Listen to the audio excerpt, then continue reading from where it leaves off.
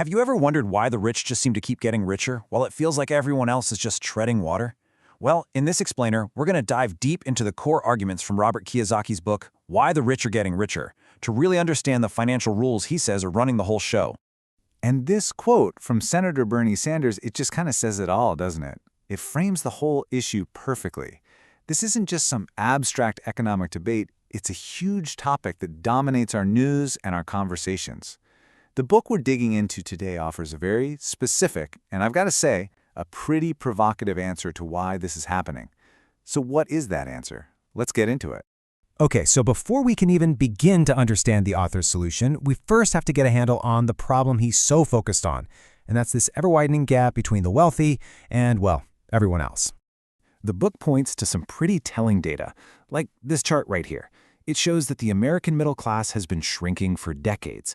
Back in 1970, just over half of all households were considered middle class. Fast forward to 2010, and that number's dropped to just over 42%. So this isn't just a feeling people have. It's a real trend that's been happening for a long, long time. And seeing that trend, it really makes you ask the central question that the author is trying to tackle. Why? What is going on here? Is the game just rigged from the start, or are most of us just playing with an old, outdated rulebook? The book's answer starts with a pretty bold claim.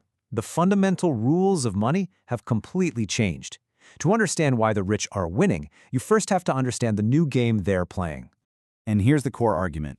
Two incredibly powerful forces, we're talking about debt and taxes, have basically been turned into weapons against the poor and the middle class.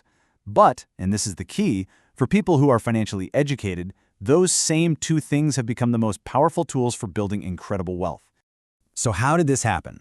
Well, this timeline lays out 4 huge moments that the author says changed everything. It started back in 1913 with the creation of the Fed and the IRS. That set up the whole infrastructure. Then in 1943, paycheck withholding started, which made paying taxes automatic, kind of out of sight, out of mind. But the really big one, the game changer, was in 1971. That's when the US dollar was taken off the gold standard, which meant the government could essentially print as much money as it wanted. And finally, in '74, the petrodollar system basically forced the world to use US dollars for oil, creating this massive, constant demand for our currency. Each one of these steps, the book argues, rewrote the rules of money. And all of that leads to one of the book's most controversial ideas, this concept of counterfeit money. The argument is pretty simple. When a government can print endless amounts of currency, that money just loses its value over time. It's inflation. And you know, this isn't a new idea. The author points all the way back to the Roman Empire.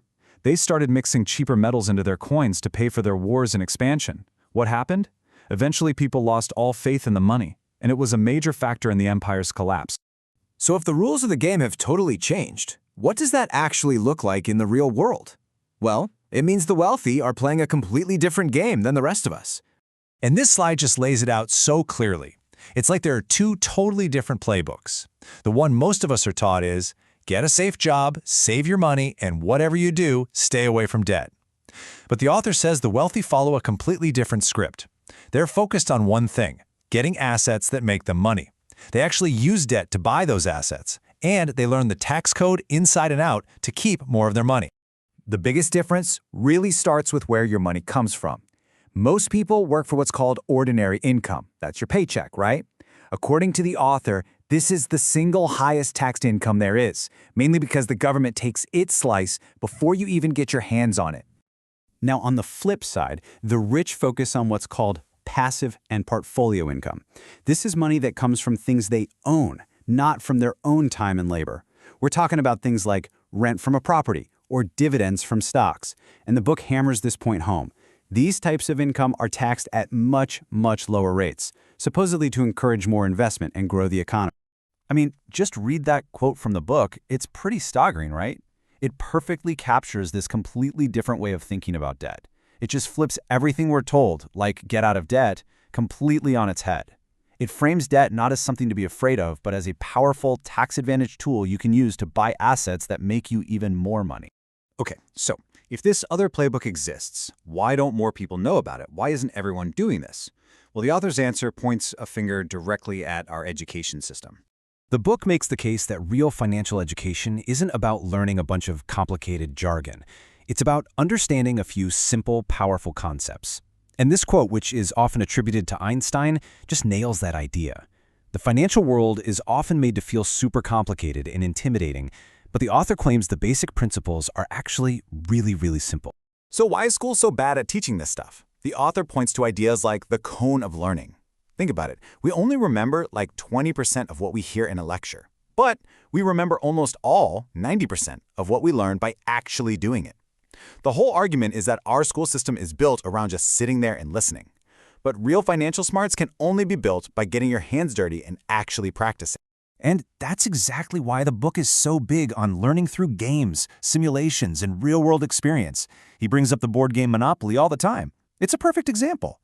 It's a simple game, but it teaches you the absolute basics of the Rich Dad Playbook. Buy assets, collect cash flow, and use leverage to grow. It's a simulation of the whole strategy.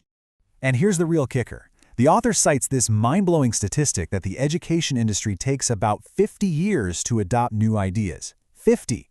Now compare that to the world of technology, where big changes happen every year and a half. The world is moving at lightning speed, but our financial education is just stuck in the past. So when you pull all these pieces together, the book's message really becomes a very personal question for all of us. How does your own financial education really measure up? So let's just recap the big takeaways from the author's perspective. The rules of money aren't what they used to be. The system rewards people who see debt and taxes as tools, not just burdens. It rewards those who understand that not all income is treated equally, and maybe most importantly, real, lasting financial education comes from doing, not just listening. And that really brings us to the final provocative question the book leaves us with. Is the financial education you have built for the world of yesterday, or is it built for the world of tomorrow? It's a powerful thought, and definitely one worth thinking about.